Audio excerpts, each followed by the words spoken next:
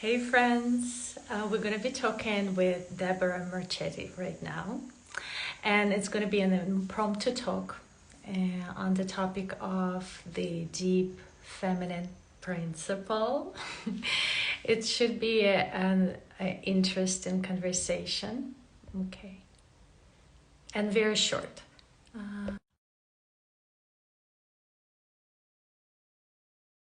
Waiting for Deborah to join.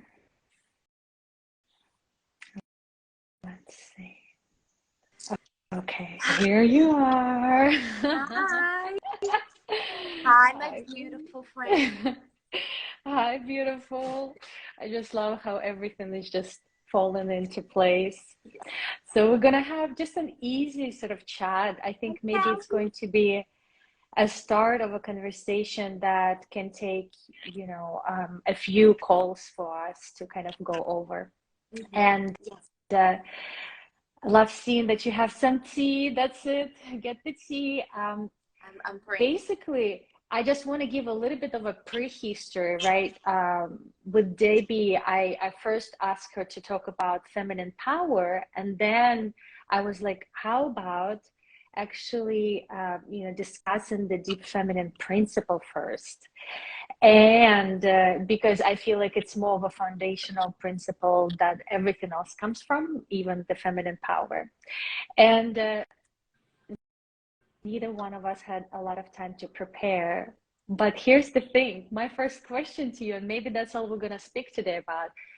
When I say deep feminine principle, what does come up for you, and what do you receive, and what do you envision when I say this? Because I know I'm still looking for the good words to describe my sort of like embodied experience, and it's always much more difficult to find like precise words for that.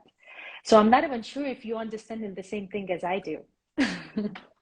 So let's break down a little bit. So deep feminine foundation or principles. Yeah, of life, deep feminine principle of life, or just feminine principle of life. The first word that comes to me is life. Its container is holding.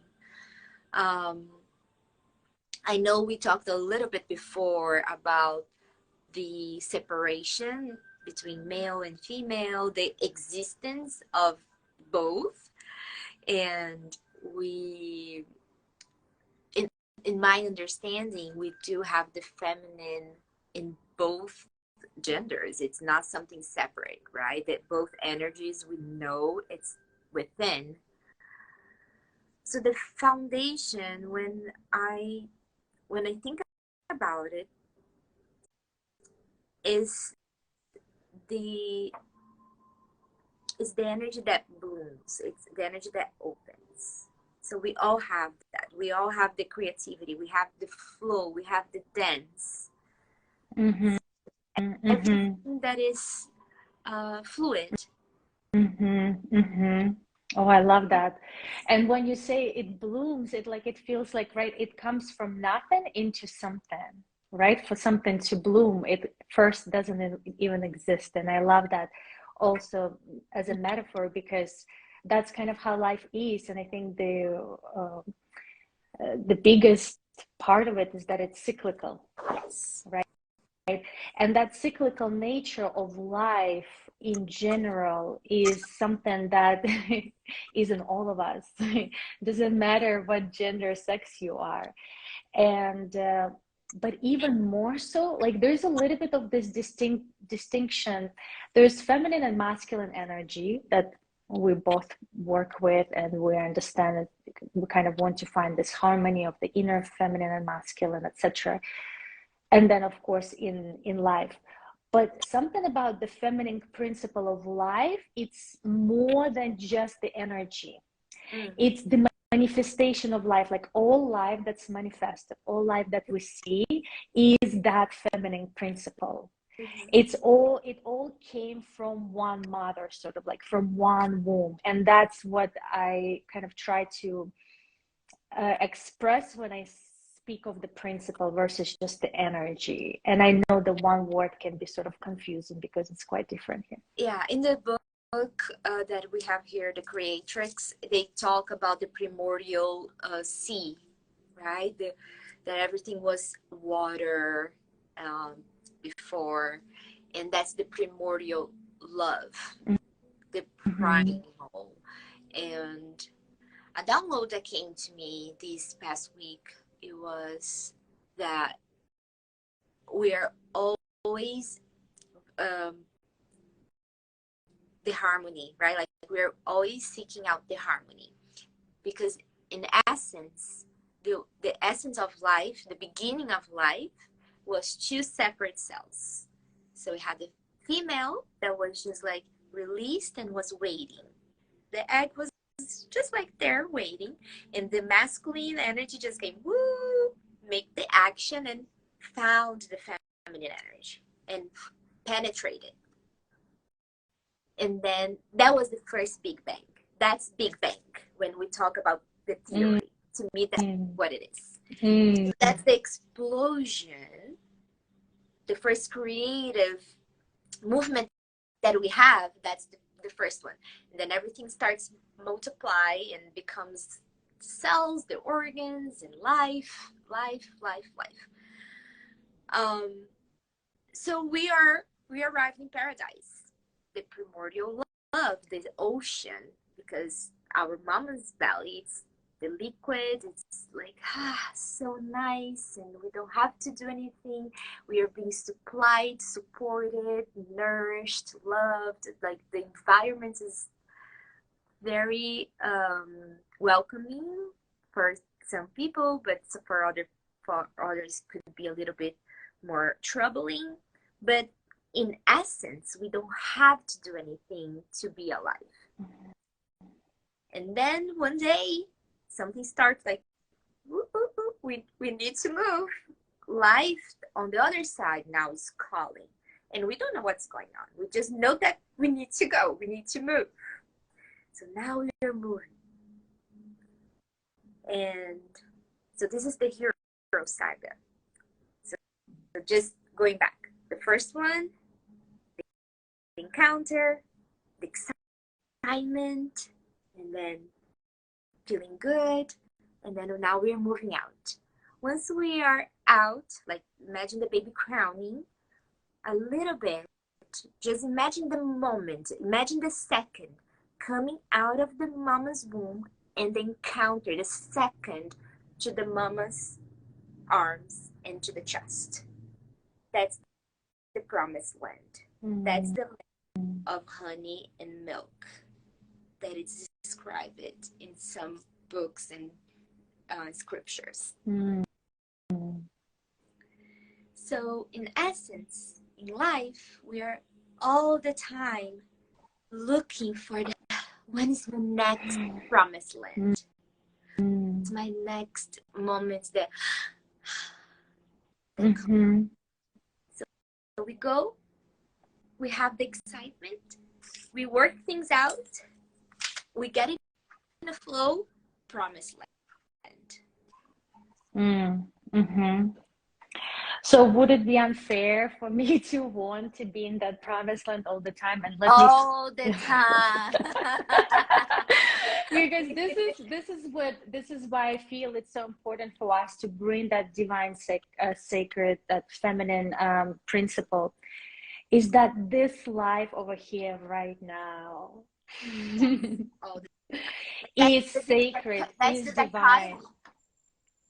And that's the first split also. I feel like that the dichotomy, that's our original wound, is where we sort of like split the matter and the spirit, right? And then we sort of in search for the spirit while being in matter, but rejecting the matter. And now I think we're finally coming into this place, maybe not finally, because life is cyclical on earth. We've been in histories before already in this place, but it's like, oh, oh, it's here, like it's my body, right? And in this case, of course, the feminine body is a representation, an extension of that, but by no means just the only thing, right? Like everything. And this, my personal kind of expansion lies in seeing that in, like, when I go into a busy city, or when I'm on a high floor, and where, my original kind of like, primal nature is like, oh, we're disconnected from earth, blah, blah, blah, right? And I'm trying to find, how is this mother's love here? How is this, in your language, promised life over here right now? And I think it's really beautiful. It's kind of like this 0 point that we can find in any moment. Yes. And that's the trickiest part, because we have so many emotions going on all the time. And because of survival and let's say fear is a great because it's protecting us somehow. So we're, day by day, you are here. So the moment we are living today, we are gonna understand tomorrow. We're gonna gain perspective tomorrow. But then, for example, I'm here and then I listen a sound outside, and I'm by myself. I can just literally say, Lila, there's somebody outside. Like, going to your own paranoia. We all have our own fears and paranoias, and Yes. that if you can go around and around and around the same fear. And the trickiest part is like, snap that out and say, okay, how do I come down to ground zero and walk myself into the elevated frequency? Mm-hmm. Because that's the invisible world. Be in the matter and work the invisible energies. And that's why music and sound is so important, and we can resonate with that because the body feels. Mm-hmm. The body can be adjusted and aligned into a state that put us into put into the motion to the promised land. Mm-hmm. Mm-hmm. When we speak of this promised land, there's still kind of emotion towards, I feel like it's not the original. Like, on one hand, it's like having that belief is almost can be hurtful, in a sense where it's still somewhere there. Versus, I am here, like, it's not that I have to like work for my sins to be forgiven, and there's something about this, when you say to snap it out. My path has been, first like that, more of like, okay, just go through it, let it go, or etc., right? And now it's more into diving into the emotion and validating it and loving all of it. And that's what I also feel the feminine principle is. It's the beauty of it is that when we allow the full range to exist, then we can come into neutrality. But it's that neutrality that's not forced. And because we're in a human body, of course we're gonna be going. Oh, And it's yeah, I'm not okay. even saying And to that's snap part out, of that. Mm-hmm. but the way that I said, like, to snap out, not to in avoidance, is I usually say you sit with the pain and have tea with the pain. You're gonna see it, you're gonna look at it, you're gonna acknowledge, look fear in the eyes. But how, like, I know now you're talking about timing and we can measure how long you stay in that state. But having the awareness that you are in that state can be also tricky. But then, How tricky? I'm seeing the awareness actually like half of the solution. Most of the time, we're not even awareness, right? And we all have a lot of things running at all times, and it's not that we can address them all in 1 week. yeah. So, why tricky? Because of the life situations, because you are not in your center all the time, because you're being pulled to other universes all the time. You have to attend someone. You have to take care of your daughter. You have to. So sometimes you are running a fear or a thought in the back of your mind. That's why the Mm-hmm. awareness is not Mm-hmm. completely full. Mm-hmm. So when you are sitting down on meditation and then you are observing, or when you are mindful, maybe washing dishes, maybe in the shower, maybe by yourself, when you go in, that's when we are able to be aware of that thought. Yeah, That yeah, yeah. There's the way how I feel it is that those thoughts and they come from that, survival, right? Like you said, the more primal part. And so, which is sort of working with our nervous system, right? Directly. We can also then help. Hey, beautiful. We can also, direct our energy on soothing the nervous system, and then also help, and that helps to sort of like, for some reason, those thoughts not to have that great of a charge. Then we can redirect our attention to something else. But it's, I guess, both of us are speaking of this kind of diving into the emotion, because when we dive into the emotion, we actually help. You have to be cautious, like what state you're from, to enter into that. But most of the time, it helps to dissolve it, that awareness with time, and you may get into the peak of feeling it. But like crowning, right? There's a peak where you're like, oh my God, I can't do this there's anymore. always a peak. I Yes. feel like there's always a peak. And that's just again coming back to that cyclical nature of life, that the kind of, it's cyclical. There is a birth, there is death. And I think something that we're so much in ignorance of, or in illusion from, that there is death. In society, it's one of the taboos that I feel like it's running like the hardest. Whereas, like, what? No, there's no death. Or we are running this kind of life that there's no end to it.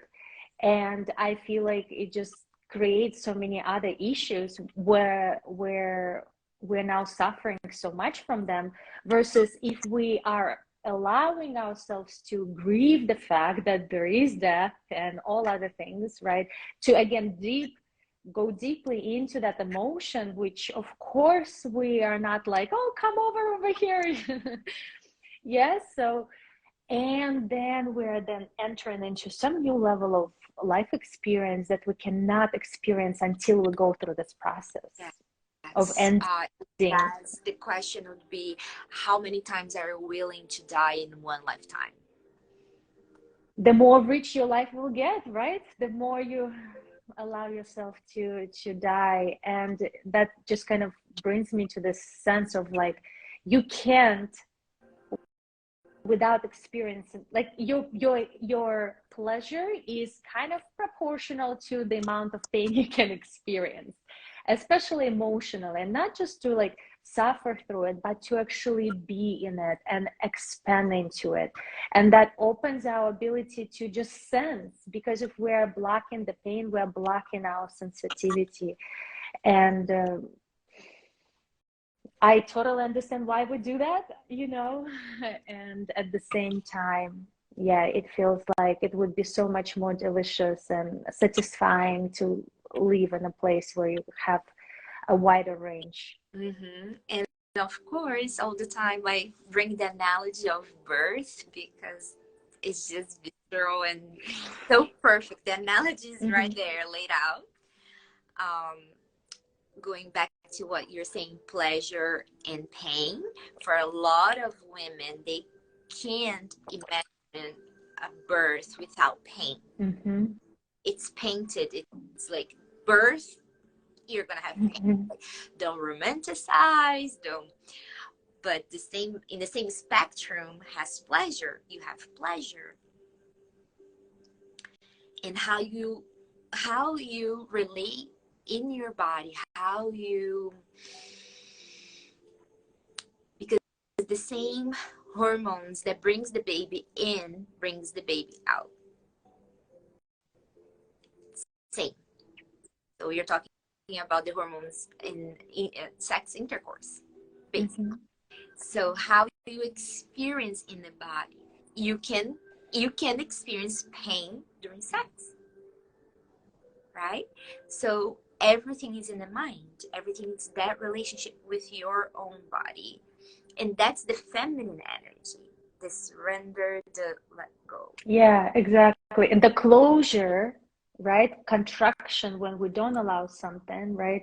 That what creates pain actually is more of that kind of the masculine energy, right? Because And the softness with and relaxation. birds, what happens when they go to the peak, they usually say, I can't do this anymore. Yeah. And then I said, just go a little further, just let go a little further, because then you're gonna go to the other side when the body is so perfect. That's gonna bring the own natural opioids and relaxation Mm. to rest. That's the rest Mm-hmm. phase when you Mm. have to go through the peak and not being scared that like, now this is gonna be too, this is too intense, this is happening too much, is it just too much? And so they stay in that loop. Yeah. Do you see what I'm saying? Like, Yeah, absolutely. they are in Yeah. the loop of fear, Mm-hmm. and then like, take me out of here, anesthesia. And Right. based on previous experiences, and if they haven't done like work to really feel in the body, like somatic work, I understand like she won't let go, she won't open up. Most of us, we don't even know how to rest. We're in this go, go, go mode. Like, yeah, of course. And that requires even deeper and concentration. There's a lot of concentration. I can say this from my personal experience. 3 years ago, going through that, there was this place that I was entering during my unmedicated childbirth. There was this portal almost, like you have to have very deep focus on nothing else, no other thoughts but this, being completely with the sensations, with everything that's happening in the body, and just continually relax into it. The moment I have some thoughts, somebody I hear speaking, right away I contract. So that deep focus that is required to be there, and then you enter into this zone where it's just intense, and you don't know what's like intense pain, intense pleasure, like there's no definition. And then again, this kind of 0 point, I call it like a 0 point, where it's like there's nothing yet, there's no language to describe it, it's just the beingness. And of course you can go deeper and deeper into that, but that taught me so much about being open to pain, and how it is, pain is just our resistance to the experience. Yes, yes, the more we resist, more painful, because you're tensing things up. Yeah. And it's And I can go that again, that metaphor goes perfectly for any kind of life situation where we're going through something and we don't allow life to end something and to begin something for us, and we're resisting it. And of course, and it becomes just much more painful. And another life lesson from all of those experiences that you speak of, I see, is that, yeah, it's like you have to have enough of even clarity, awareness to notice that you are in the loop, or you have to have, like that information somewhere from outside would have to come in to sort of like bring a light on it, because most of the time you don't. mm-hmm. Yeah, we need to have a blind spot meeting with ourselves. Like a Mm. checklist, like, and then sometimes you have to listen from people that are close to us, like, hey, call me out, like, because the blind spot, we don't see it, but people maybe outside, Yeah. like the closest one that you there are your Yes, you have to be the ones you trust, the ones are sort of like also not just in the blame or sort of like pointing the finger, right? That they're mature emotionally. But yeah, definitely, it's so important. I always speak of that you can actually enter the new level of your relationship, if you go openly through a discomforting experience where, you know, the ego is hurt, you know, and then are you able to come into love through that experience? And it's also the principle of the feminine, the relationships that we can have. That's why with the feminine being lost, or this feminine principle being sort of like in the sort of the kind of unseen, we haven't been sort of acknowledging it on a society level. We have this sort of very difficult relationships between countries, between people, between within ourselves, because that I feel feminine principle is undervalued.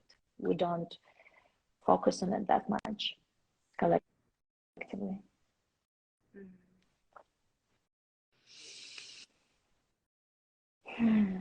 So I feel like there will be so much more that we can talk about. I know this is a good time for us to end.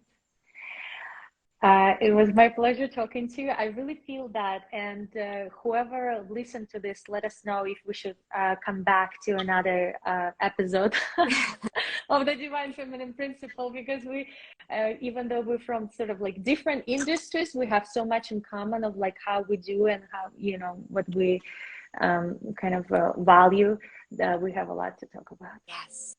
Thank you so much, Lila, for your time. And I would like for us to end with a word.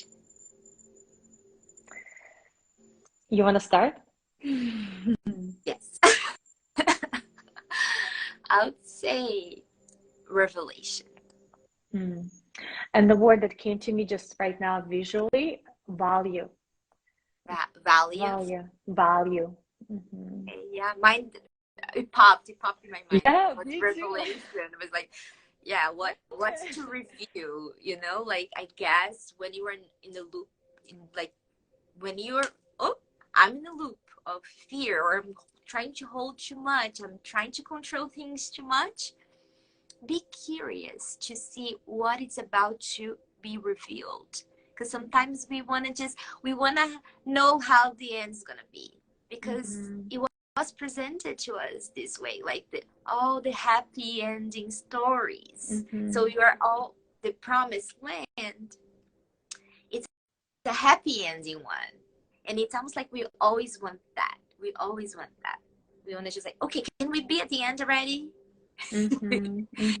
But the path will be revealed, so you have to put the step forward and trust that everything's gonna come.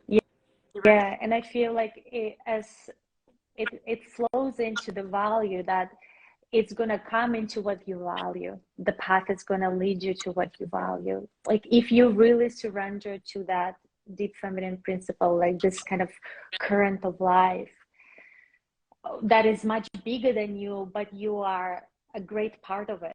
Like you're not like small or anything, you're like a representation of it. Then it's just so, it's going to bring you exactly what matters for you. Wow.